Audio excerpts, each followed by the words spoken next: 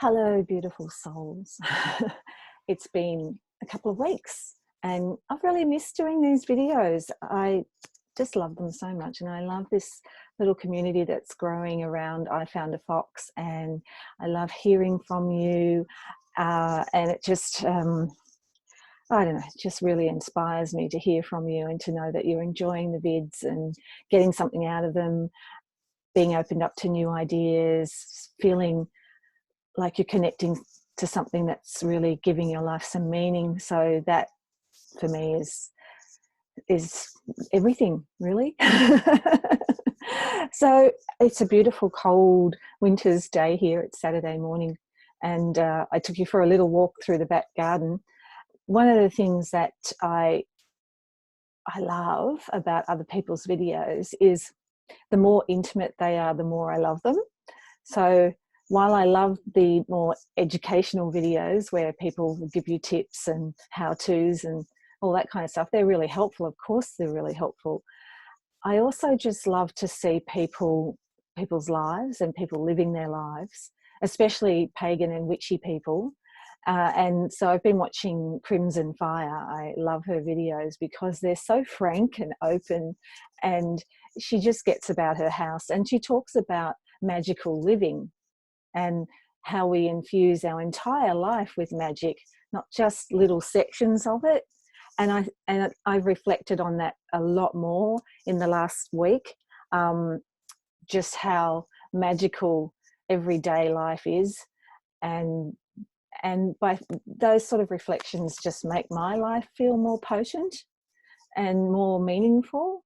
So, and the other thing I read a while ago was that one of the reasons why really intimate blogs are so popular, and when I mean intimate, I don't mean spilling your guts. I mean, seeing into people's everyday lives, seeing into their house.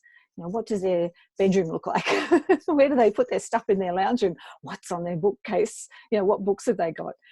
Why we're so fascinated by that is it's human nature, of course, but it's also because somebody was theorizing that it's because we have become so separated.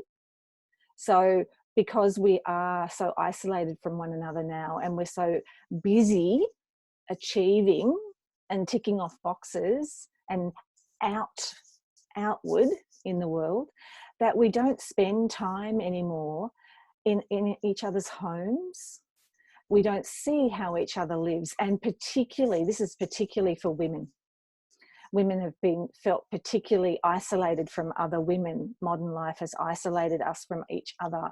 So whereas our mothers, my mother's generation, which was post-World War II, they would have visited, they did, I remember it as a child, they visited each other's homes a lot. They were kind of in and out of each other's lives. They would sit down and have morning tea. They would walk around each other's gardens. You never went to see another woman, whether she be a friend or an auntie, without taking cuttings from the garden. You just didn't. That was one of the standard things that you did. You walked around each other's gardens, you took cuttings, you discussed what was in season. It was just part of everyday life. And so in that sense, you went into each other's homes, you saw how everybody else lived. But we don't see that now. And often when we do see it, it's very orchestrated. It might be for a children's birthday party where everything's spick and span and perfect and confined to one space. There's not as much casual flow in and out of each other's lives anymore. And I think Corona, one of the side effects of Corona that's been so lovely, is seeing more people more real because they're at home. Even on the news, the reporters and the famous people are in their lounge rooms and in their kitchens, and some of them have got no idea how to set up a camera. There's a lot of looking up people's noses. It's like, please raise the camera a little bit, talking down into it, or big blocks of reflection across their faces, which of course I get a little bit with these stupid glasses that have that mauve tint that the optometrist told me to get. Anyway, so we see dogs jump across, we see cats jump across computers, or little hands come up from children to take something off the desk. And it's just so beautiful because that's real life. And that's what I think we crave. And so for me, that's why I love really open, frank videos that just take you into, particularly into a witch's life, which is why I always loved Alvine's videos, because she just set up her camera and she'd walk you through her house and she would just chill out and talk for 40 minutes. You know, a lot of it was really informative, but some of it was just chit chat too. So hers and Crimson Fire, I just really, really love those videos. So I figured I should do some more like that, which is why I took you for a little walk back through the back garden and sort of showed you the outside of the witchy cottage and how it's got a woodshed there and the other old carport that we're turning into a sort of a, into a sort of a party zone where we call it the grotto. And so we're bringing that back to life, and we're putting couches and stuff in there so we can have people over and have a fire pit in the back garden and do all that kind of stuff. So when people can come around again, when we get back to the good old days. Yeah. So what else did I want to say? Oh, so in keeping that in mind, this is not going to be an instructional video by any means. This is just going to be my magical life, you know, the everyday life. I suppose the first thing that I need to tell you is you would have seen at the start of this, the kitten. So we got a rescue kitten. We've had him for a week now. He's just beautiful. We had to go to Geelong, which is a sort of a rather large sort of seaside industrial city, about 2 hours from where we are. So we had to go over there to get him from the beautiful carer who has had, she was telling me that she's raised at least 50, rescued at least 50 kittens now. So she was an old hand at it. So we've named him Harry. I don't know if you saw in the video, he has the most stunning eyes. And I said to David, he has his mother's eyes, which is such a line from Harry Potter. So he's become Harry. He's Harry. And we often say to him, you know, you're a wizard, Harry. And he has just brought so much joy to our life. He's such a bundle of joy. He's so chill. He's so affectionate. He's just beautiful. I can't believe I've never had a cat before. It's just, I've always seen myself as a dog person. I've had a dog all my adult life and as a child. But I think being raised in the country perhaps affected my attitude towards cats, because they don't serve any purpose. and generally speaking, country people, from my experience, tend to be very pragmatic, and so a dog earns their keep. You know, they work alongside you on the farm, and they're sort of hardy, and they're much more of a companion in that sense. Whereas a cat tends to just, wild cats are okay because they're out, you know, might be out killing mice. So, you know, but apart from that, domestic cats were never really kind of part of my upbringing, because they were seen as extraneous and indulgent and really pointless. And I think I carried some of that in my heart. And I never trusted cats either, because a lot of my experience had been with feral cats, and they're very, very scary. And even though I worked as a young person, I worked as a veterinary nurse for a few years, and did connect really strongly with some cats, especially some of the ones that I nurtured back to health. I still never saw myself as having a cat. So rescuing little Harry and bringing him home has been amazing, and it's taken us, you know, we're just in this Harry bubble. It's changed our entire routine.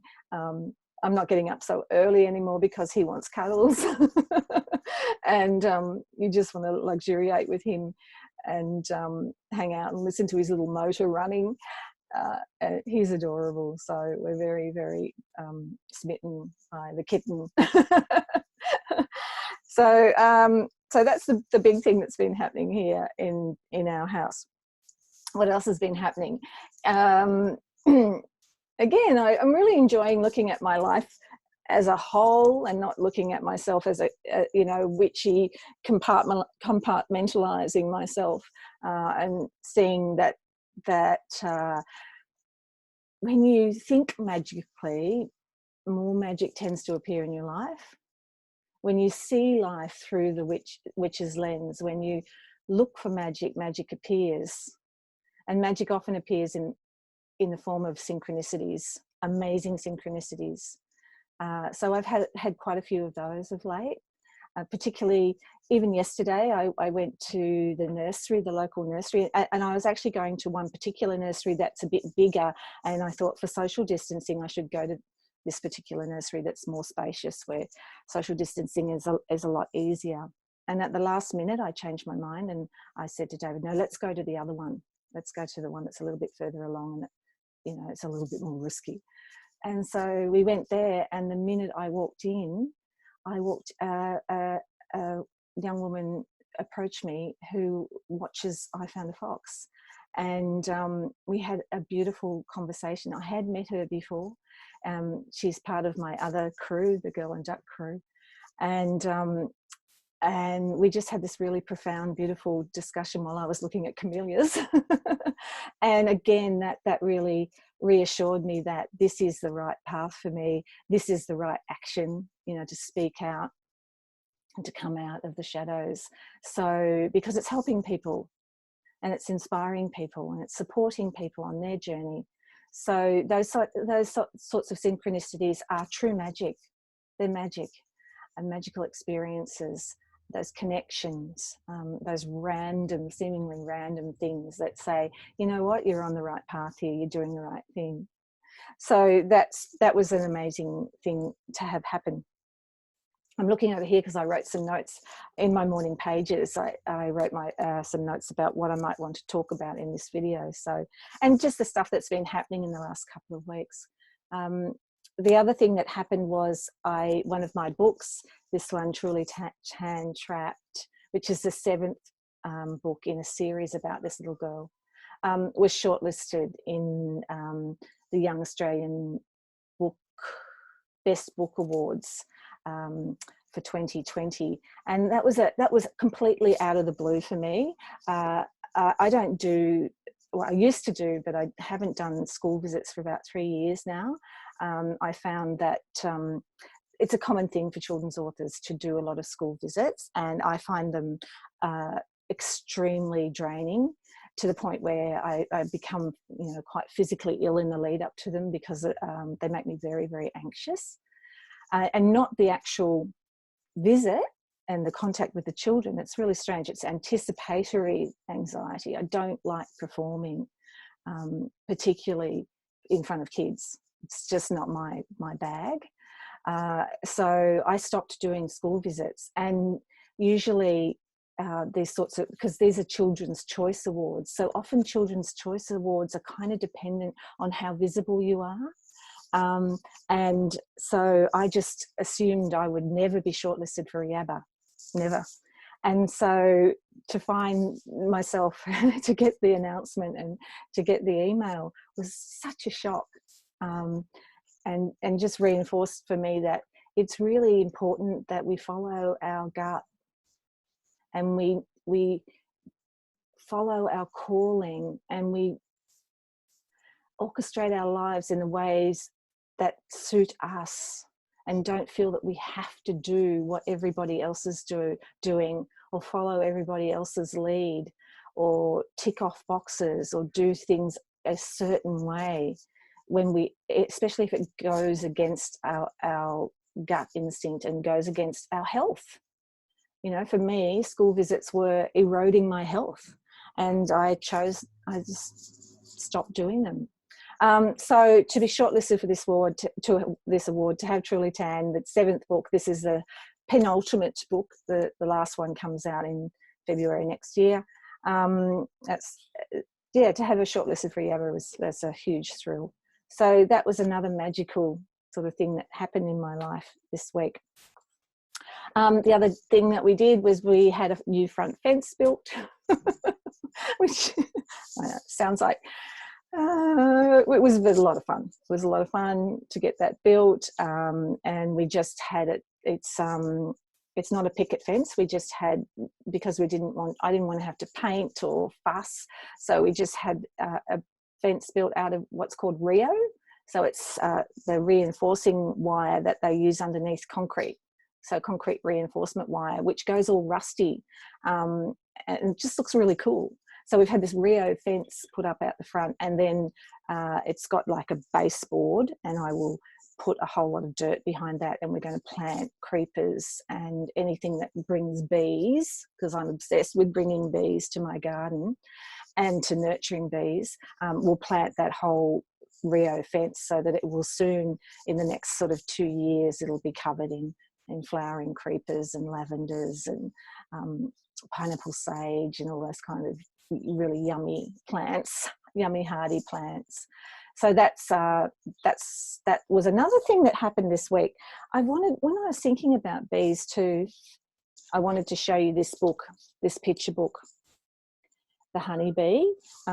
It's by Kirsten Hall, and it's illustrated by Isabelle Arsenault. If any of you are interested in bees and introducing your little witchlings to bees, and just storybooks in general, of course, and beautiful picture books, grab hold of this book. It has it's all done in collage, and the little bees it's a story of, follows this, and she uses a lot of what seems to be a lot of pencil and watercolor. I just love her style.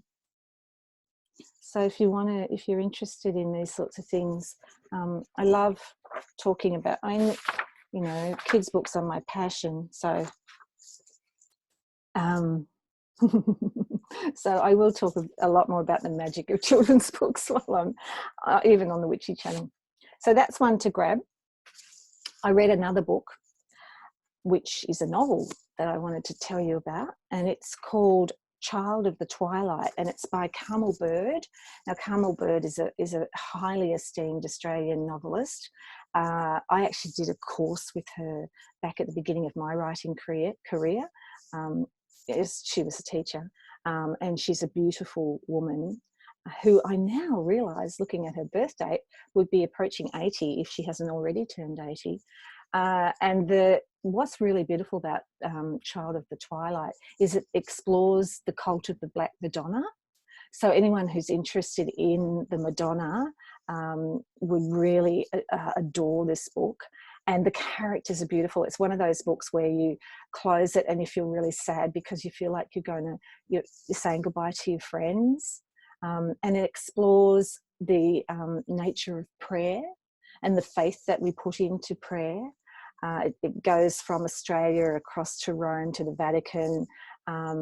It's sort of really sort of fluid novel. It's really hard to, as a writer for me, it's really hard for me to grab hold of the structure. There's no clear structure in this book, which was really fascinating. I think that sometimes that can be a really beguiling component of women's writing, this sort of fluidity to structure.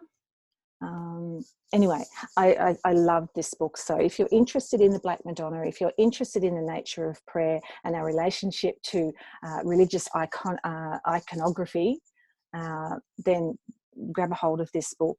This is a library book, wildly overdue because our dear little library is closed because of COVID, but I'm a volunteer at the library, so I won't get in trouble. So that's another thing that's been happening here. What else has been happening? I haven't been able to write. I've had a gazillion ideas and I've played with them and started to sort of flesh them out, and then not lost interest, but not been able to settle. I'm not too worried about that. I think that at the end of a really massive period of writing, an 8-book series along with a whole lot of other novels that I've done in the last sort of 15 years, that it's okay to have this really wobbly time of not being able to settle on a new project, not being able to decide who to go with in terms of the characters that are popping up. I have noticed that one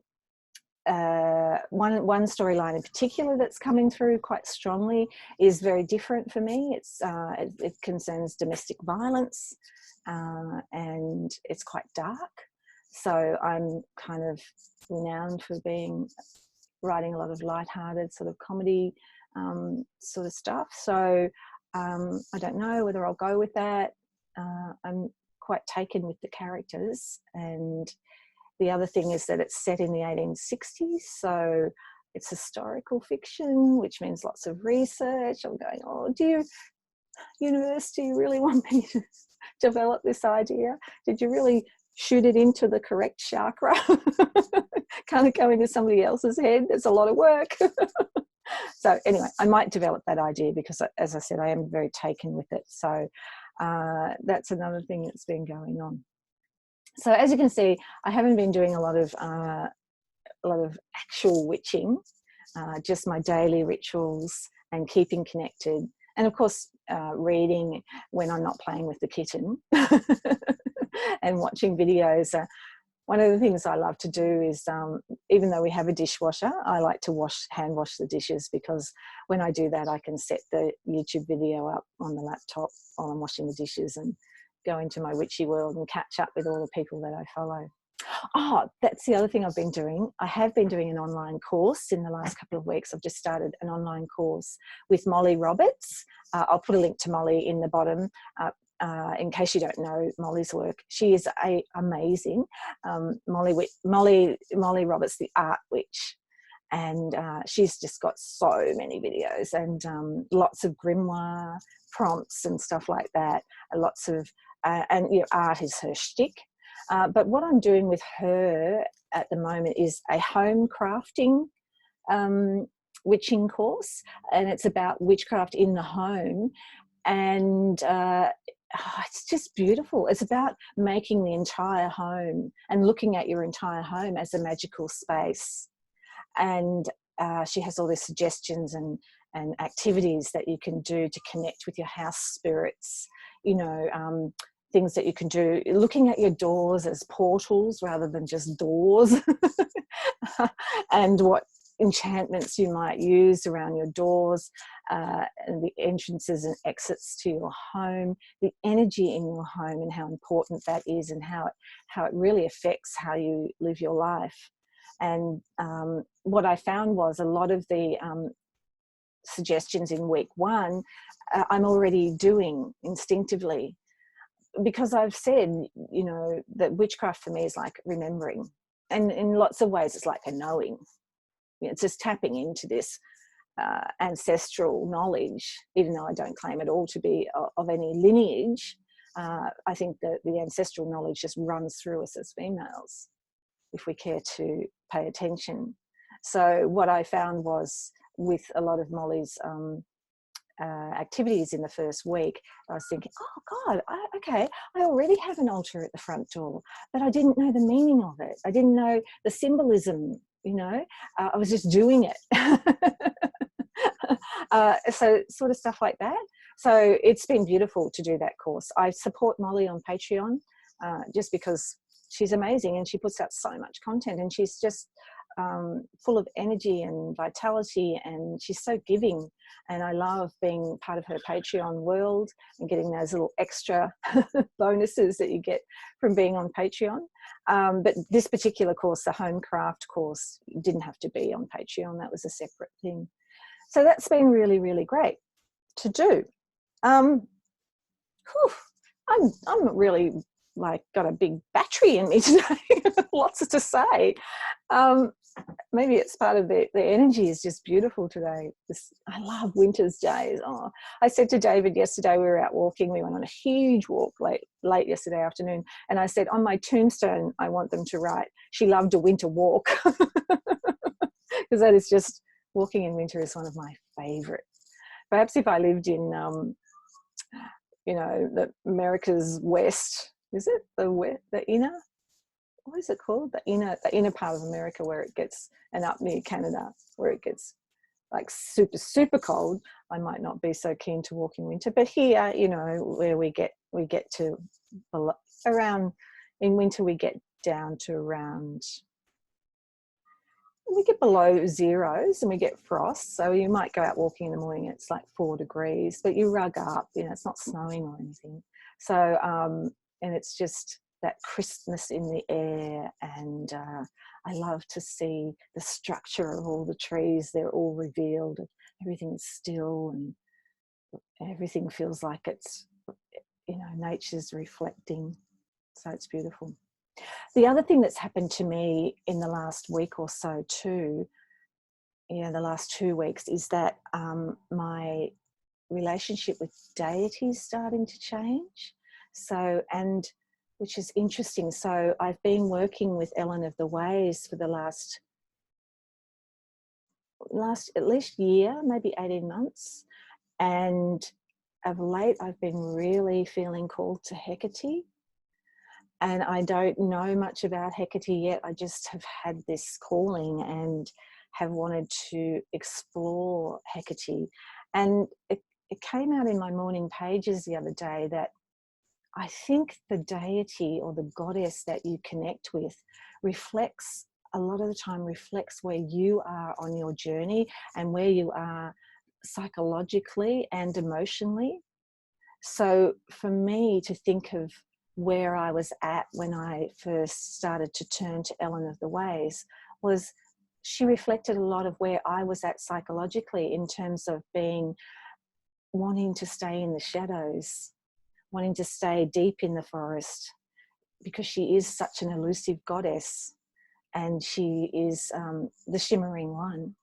And so connecting with her in that tentative way was symbolic of me connecting with my inner witch in a very tentative and cautious way. And so this gentle, elusive goddess reflected back at me my own psychology and my own emotional state. And as I've come out of the shadows, as I've started to step out of the forest, metaphorically and literally, by doing this YouTube channel and starting to connect more with more women who are so moved by all this world and are so drawn to it, like-minded souls, as I've started to connect with them, my inner strength and my source of power and potency has become stronger. And so now I'm being attracted to a dark goddess, a strong force, which is Hecate, Queen of the Witches. And so that's very exciting for me. Not that I will turn my back on Ellen at all. I finally got a book about Ellen. It took weeks and weeks to come, and it arrived this week. So I will read more about Ellen and stay in her world as well. But and noticing that shift has been really interesting. The many faces of the goddess is a fascinating thing for me. Polytheism itself, whether you're a hard polytheist or a soft polytheist, I've watched a lot of debate about this sort of stuff. I don't know where I stand on any of this because I'm on a journey and a journey of exploration, and I don't want to be too quick to say I believe in this, which means I don't believe in that. I don't want to take that on yet. I just want to explore and be a part of all this, allow myself to luxuriate in it, I suppose, is a good word. It's a word that comes to mind all the time when I look at Harry. My goodness, kittens know how to luxuriate, don't they? Okay. All right. And the other thing I've been doing, I've been busy doing, is I've been writing a course about the divine feminine, and so that's really absorbed me. I've wanted to offer a course in the divine feminine for a long time, because I teach a lot of courses through my business, Girl and Duck, and I teach how to write, creative writing. I teach how to write picture books and how to write middle grade fiction, how to write novels. And all that kind of jazz. But there, of course, is this other side of me that longs to work more in this spiritual side of things. And so I decided to create just a really basic course in connecting with the divine feminine and what that's all about. And so to do that, I've had to take myself right back to the beginning and really think deeply about the beginning. I was watching a video of, I love Thorn Mooney. I'll put a link to Thorn's work down the bottom. And Thorn is an academic and a writer and a Wiccan priestess. And she referred to the expert blind spot, which is something that teachers come up against all the time. And I really understand that from teaching creative writing, how it can be very, very easy to assume that people know the basics, because the basics are so much part of your fibre after a while, that it can be really easy to overlook that and jump in too soon. And so being aware of that expert blind spot has really helped me with creating the material for this course in the Divine Feminine. Not that I'm an expert by any means. And I tell you what, I've had a lot of inner work to do to get to a point where I felt confident enough to put a course out there in this. You know, the who do you think you are's have been really, really vicious. But I just think, fuck it, you know, we have to talk, we have to share, and wherever I am on my path, there's going to be other people that can learn from it. And if I don't have the courage to share, they miss out. So that's what keeps me motivated in creating this course. So in order to create the Divine Feminine course, I've had to go right back to the beginning and really ask myself, what do we mean when we talk about the Divine Feminine? You know, which again, what do we mean when we talk about the rise of the goddess? What does that even mean? Can we put that in context, please? Which means then I have to go right back to the roots of patriarchy and look at how patriarchy formed and how we ended up with only one face of divinity, the male face, the masculine face, how that eventuated. So that's what I've been doing, going right back into that, and then trying to draw out the essence of all that knowledge and put it into some sort of coherent package. So intellectually, I've been really busy. It's been really challenging, but it's been a lot of fun. A lot of tap dancing around, I've got to say, till I really got into it. A lot of sort of, yeah, a lot of, it was, you know, it's like writing a book, writing a novel, or writing a thesis, anything like that, when you're just bombarded with information, and how do you pick out the salient points and then stitch them into something that's helpful and coherent is really scary. So, and entertaining. It's really scary. So that's what I've also been doing in this magical life, this beautiful magical life, that we're all crafting our own beautiful magical lives. And when we start to think in those terms and take some control about our inner world and about how we see the world and about being cognizant of the divine and the sacredness of everything around us, that's when we start to, you know, you won't see the magic until you start looking for the magic. You won't see the divine until you start looking for the divine. And all the little rituals that we do, they help us tap into that source constantly. None of this should ever be a checklist. None of this should ever be a burden. It should always enrich our lives and empower us. Ultimately, this is what it's about. It's about empowering us as women and men, of course. There are lots of men who are drawn to witchcraft as well. So thank you for coming along today to I Found a Fox. There will be another kitten break, I think, somewhere here. Post-editing, editing Jen will stick in some more kitten footage. And blessed be to you as you enjoy your earth walk. And I'll see you back here in the Witchy Cottage again soon. Loads of love. Thank you so much. And if you don't subscribe, hit the subscribe button. If you like this video, click like. It's anonymous. No, I don't even know who's clicking like, but I can tell you the likes help me know that I'm on the right path and that what I'm presenting to you is helpful and nourishing and supportive. So click like, click subscribe, and I'll see you back here soon. Okay, loads of love. Bye for now.